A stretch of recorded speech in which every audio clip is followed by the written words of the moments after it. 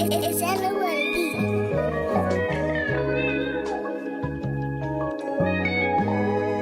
Focus, knowledge, wisdom. 23.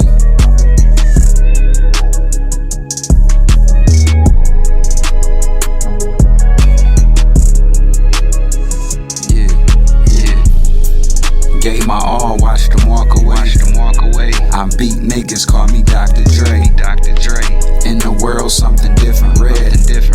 I see you, girl, but who really cares? Yeah. Need peace in these times of pain. Dare the streets as I sign my name. Watch some struggles, said it's time to change. Out the Bible, I describe my name. What a blessing, what a blessing. Knowledge, wisdom with these lessons. Watching daughters of the holy hope. Shit bad. Sending love through this poem I wrote. I spaz. In the lowest, I can lift you up. Black pride, come and sit with us. Breaking chains, no more number two. Forever free, living comfortable. Yeah. We want freedom by any means necessary. We want justice by any means necessary. We want equality by any means necessary.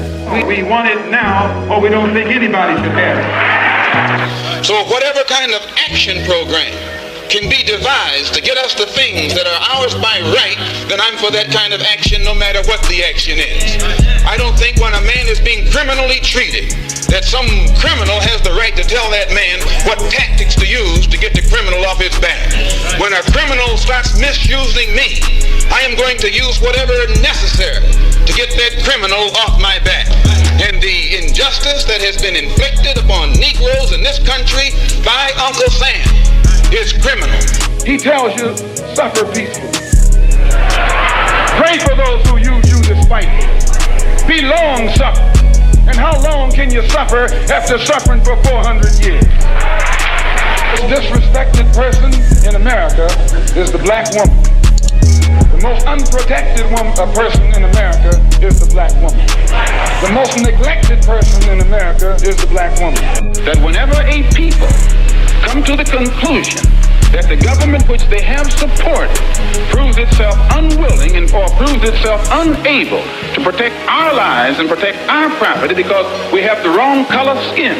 We are not human beings unless we ourselves band together and do whatever, however, whenever is necessary to see that our lives and our property is protected. And I doubt that any person in here would refuse to do the same thing were he in the same position. I'm speaking as a black man from America, which is a racist society. No matter how much you hear it talk about democracy, it's as racist as South Africa, or as racist as Portugal, or as racist as any other racialist society on this earth. The only difference between it and South Africa preaches separation and practices separation. America preaches integration and practices segregation. This is the only difference. They don't practice what they preach. Whereas South Africa preaches and practices the same thing. I have more respect for a man who lets me know where he stands, even if he's wrong, than the one who comes up like an angel and is nothing but a devil.